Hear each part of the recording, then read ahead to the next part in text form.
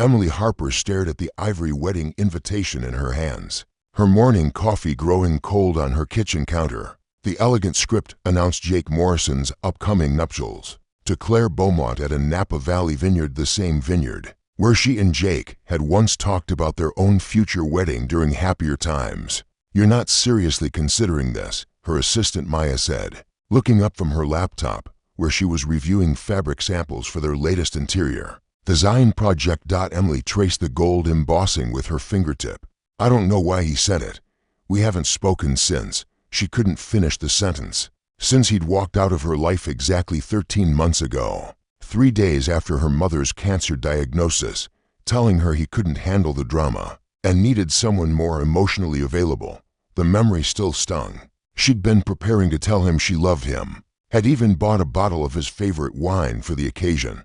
Instead, she'd watched him pack his belongings while her mother lay in a hospital bed, undergoing her first round of chemotherapy. "Maybe it's closure," Emily murmured, though she wasn't sure she believed it herself. That evening, Daniel Reyes found her on the balcony of her Russian Hill apartment, the invitation still clutched in her hand.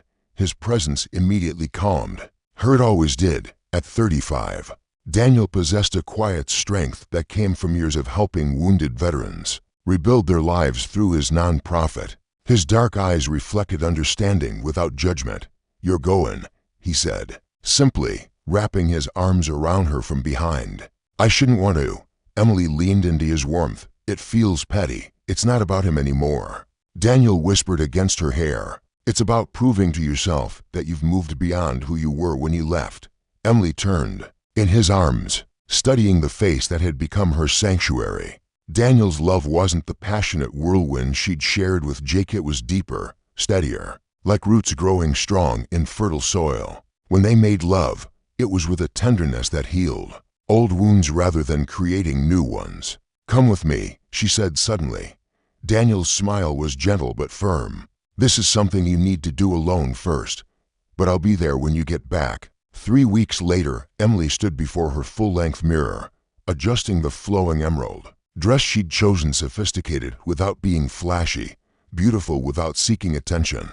Her reflection showed a woman transformed from the broken girl Jake had abandoned. Her interior design business was thriving, her relationships were healthier, and most importantly, she'd learned to love herself again. The drive to Napa took 2 hours, giving Emily time to process the knot of emotions in her chest. She wasn't attending this wedding to win Jake back or to cause drama. She was going because the woman she'd become was strong enough to face her past without flinching.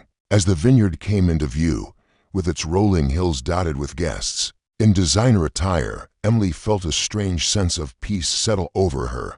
Whatever happened today, she would handle it with grace. The ceremony was everything Emily had imagined Jake would want: expensive, photogenic, and designed for maximum social media impact. Claire looked stunning in her custom Vera Wang gown, her blonde hair perfectly styled in loose waves that caught the golden afternoon light. Professional photographers circled like well-dressed vultures, capturing every moment for what Emily assumed would be a viral wedding post. Emily found a seat toward the back, recognizing several familiar faces from Jake's tech company and social circle. A few offered polite waves, but most seemed surprised to see her there. She kept her expression serene, refusing to give anyone reason to whisper about her presence. Jake looked handsome in his tailored tuxedo, though Emily noticed he'd developed stress lines around his eyes since she'd last seen him. He seemed nervous as Claire approached down the rose-petal-strewn aisle, his jaw tight with the pressure of orchestrating the perfect moment.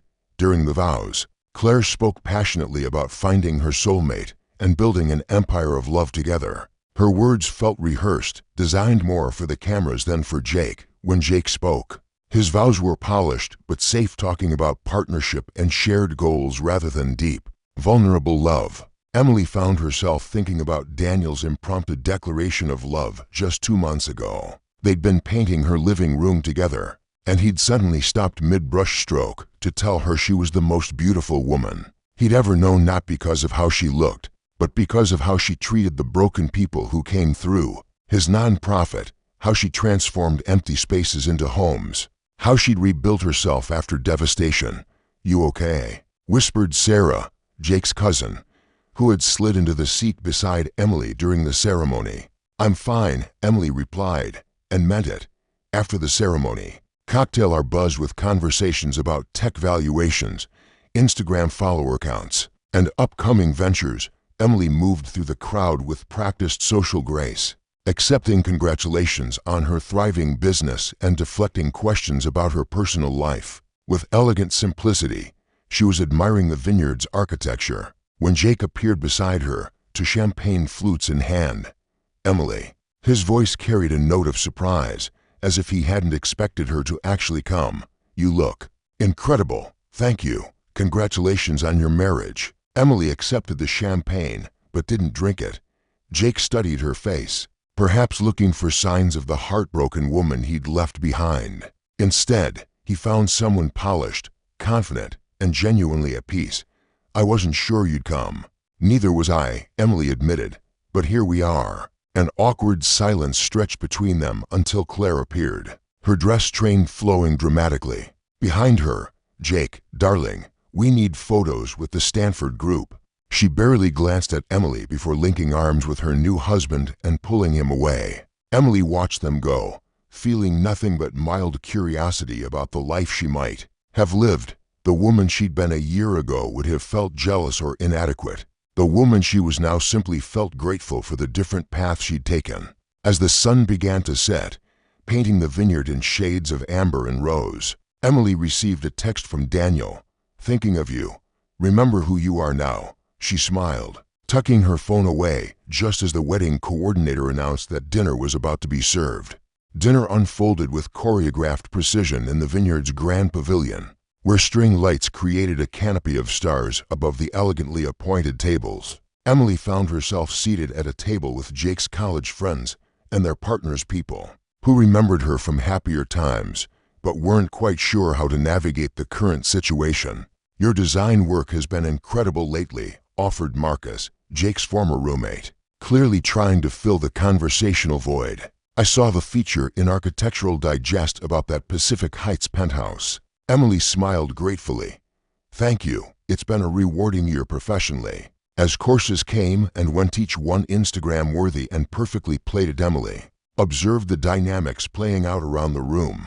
Claire held court at the head table, gesturing animatedly as she told stories to the photographer, while Jake's attention seemed divided between his new wife and periodic glances in Emily's direction. The alcohol flowed freely, and as the evening progressed, voices grew louder and inhibitions lower. Emily nursed her wine, wanting to stay clear-headed for whatever the night might bring. It was during dessert that Jake rose to give his toast. "Friends, family, and honored guests," he began, his voice carrying clearly through the sound system. "Today has been absolutely perfect, thanks to my beautiful wife Claire and all of you who came to celebrate with us." Emily felt a familiar tightness in her chest as Jake's eyes found hers in the crowd. "You know, they say you learn from your past relationships," Jake continued, his smile sharp. "I certainly learned a lot about compatibility, about shared values, about what happens when someone has, let's call it, questionable taste in furniture and relationships." A few people laughed uncomfortably. Emily felt the blood drain from her face as conversations around the room gradually died. "But the great thing about hitting rock bottom," Jake pressed on, clearly emboldened by the attention, "is that it teaches you to recognize quality when you finally find it. Some people spend their whole lives settling for mediocrity, never realizing they deserve better." The pavilion had fallen completely silent except for the soft classical music, still playing in the background. Emily could feel dozens of eyes on her, waiting for her reaction. Claire's smile had frozen on her face, and Emily could see confusion and growing horror in her expression as she realized what her new husband was doing. "So here's to second chances." Jake raised his glass higher.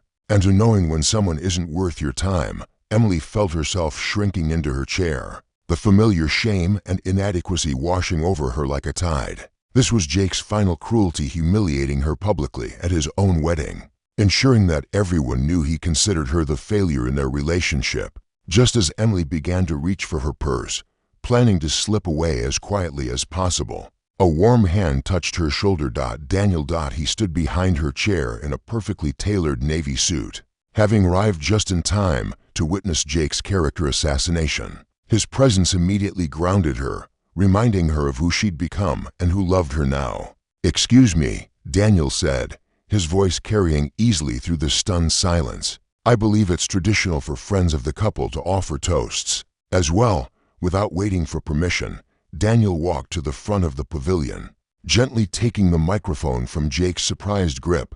Daniel stood at the front of the pavilion with the quiet confidence of a man who had faced far greater challenges than a hostile wedding reception. His presence commanded attention not through arrogance or volume, but through the calm authority that came from years leading broken people back to wholeness. "Good evening, everyone. I'm Daniel Reyes," he began, his voice warm and steady. "I had the privilege of watching someone very special tonight demonstrate exactly what grace under pressure looks like." Emily's heart hammered as Daniel's eyes found hers across the room. She could see the love and admiration there, could feel him wrapping her in protection even from a distance. "You know, in my work with veterans, I've learned that true strength isn't about never falling down. It's about how you choose to get back up. It's about whether you use your pain to hurt others or to develop compassion."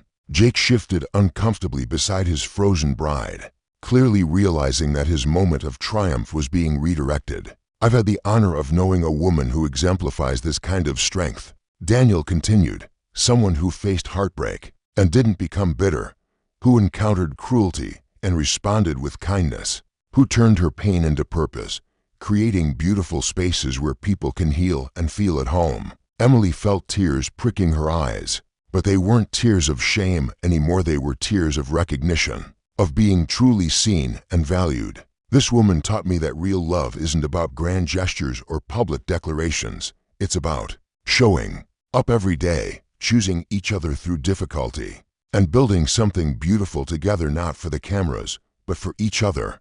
Daniel paused, letting his words settle over the increasingly moved audience.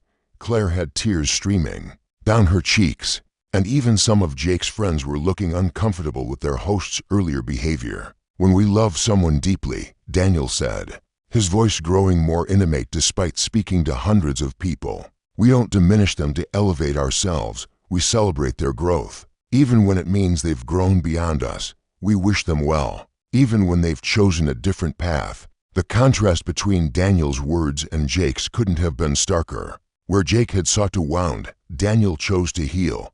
Where Jake had tried to diminish, Daniel chose to celebrate. So tonight, I want to toast not just the happy couple, but everyone here who has the courage to love authentically, to treat others with dignity even when they haven't shown us the same courtesy, and to rise above our worst impulses to become our best selves. Daniel raised his glass, and gradually, the entire reception followed suit. Everyone except Jake, who stood frozen in humiliation. "To love, to growth, and to the beautiful futures we create when we choose grace over revenge, compassion over cruelty, and authentic connection over hollow performance." The pavilion erupted in genuine applause, the kind that comes from witnessing something real and moving. People rose to their feet, some openly weeping at the beauty of Daniel's words. Emily felt a profound shift in the room's energy. Where before, she had been the object of pity or curiosity, now she was seen as the woman worthy of such deep, protective love. Daniel had transformed her from victim to victor without attacking anyone, without saying a cruel word about Jake or defending her directly. As Daniel made his way back through the crowd, people reached out to shake his hand or pat his shoulder, clearly moved by his eloquence and grace. When he reached Emily's table, she stood and walked into his arms without hesitation. "How did you know to come?" she whispered against his chest. "Sarah texted me during the dinner," he murmured back. "Said I might want to be here for the toasts." Emily pulled back to look at his face, overwhelmed by gratitude for this man who had not only protected her, but had shown everyone, including herself, who she truly was. "I love you," she said, loud enough for her tablemates to hear. "I love you too," Daniel replied, cupping her face in his hands before kissing her with the kind of tenderness that made the entire ordeal worthwhile. The reception continued around them, but the atmosphere had fundamentally changed. where before there had been tension and discomfort following Jake's cruel toast. Daniel's response had created a bubble of warmth and genuine celebration. Guests approached Emily throughout the evening not with pity, but with respect and admiration for her grace and for the obvious love she shared with Daniel. "I owe you an apology," Sarah said, appearing at Emily's elbow as the dancing began. "I should have warned you about Jake's mood tonight. He's been difficult since the engagement." Emily squeezed her arm gently. "You don't owe me anything, but thank you for texting Daniel." "He's remarkable," Sarah said, watching Daniel chat easily with some of the other guests. "Jake used to complain that you were too emotional, too needy. Looking at you now, I can see he was just too immature to handle a real woman." As the evening wound down, Emily found herself on the vineyard's terrace, looking out over the moonlit vines. The reception continued behind her, but she needed a moment to process everything that had happened. Daniel joined her, loosening his tie and rolling up his sleeves. "Regrets about coming?" "None," Emily said immediately. "This needed to happen. I needed to see who he really is, and more importantly, I needed to remember who I am now." They stood in comfortable silence for a moment before Emily spoke again. "In all my fantasies about this evening, I imagined different scenarios, me looking stunning and making him jealous, me bringing a date to show how well I was doing, me giving some perfect comeback to put him in his place. But I never imagined this.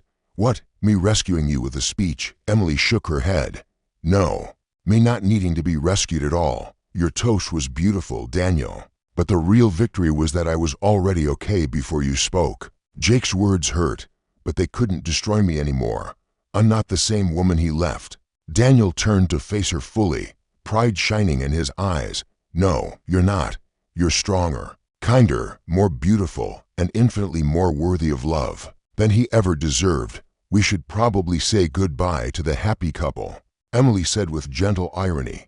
They found Jake near the bar, looking significantly less triumphant than he had. During his toast, Claire was nowhere to be seen. Sarah later told Emily she'd locked herself in the bridal suite, overwhelmed by her new husband's public cruelty. "Emily," Jake said as they approached, his voice uncertain, "that toast, Daniel, right? That was quite something." "It was honest," Daniel replied simply, extending his hand to Jake. "Congratulations on your marriage." Jake shook Daniel's hand, reluctantly, clearly recognizing that he'd been thoroughly outclassed without a single insult being thrown his way. "I hope you'll be very happy together," Emily said to Jake, and meant it. She had no desire for his marriage to fail. His unhappiness would reflect poorly on Claire, who seemed genuinely sweet despite her Instagram obsession. As they walked to the parking lot, Emily reflected on the strange turns life could take.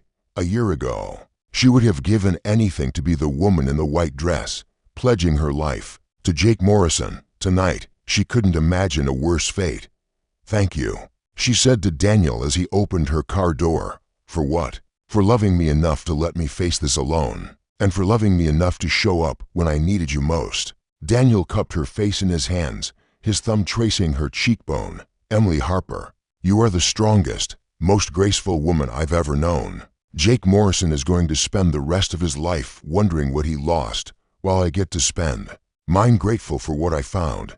As they drove away from the vineyard, Emily felt a chapter of her life finally closing, not with bitterness or revenge, but with the quiet satisfaction of knowing she had become exactly who she was meant to be. 6 months later, Emily received another invitation in the mail, this time to Jake and Claire's divorce proceedings, where Claire's lawyer was citing emotional cruelty and public humiliation as grounds for dissolution. Emily filed the invitation away without a second thought, far too busy planning her own wedding to Daniel, which would be small, intimate, and focused on the only thing that truly mattered, their love for each other. After witnessing Jake's public humiliation of Emily and Daniel's graceful response, what do you think says more about a person's character? How they treat someone when they're angry, or how they choose to love someone when they're happy?